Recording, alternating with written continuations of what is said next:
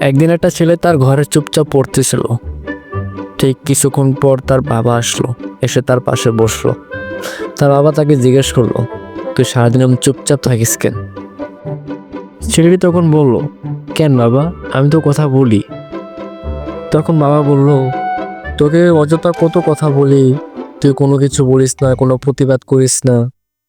ছেলেটি তখন উত্তরে বলল, কেন বাবা, আমি তো প্রতিবাদ করি। বাবা তখন বলল, কই করিস, আমি তো দেখি না। ছেলেটি তখন বলল, কেন বাবা, তুমি বকা দিলে আমি টয়লেটে যাই।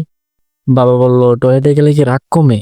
টয়লেটে গিয়ে কি করিস যে রাগ কমে যায়? ছেলেটি তখন বলল, টয়লেটে গিয়ে ব্রাশ করি। বাবা তখন বলল, টয়লেটে গিয়ে ব্রাশ করলে কি রাগ কমে যায়?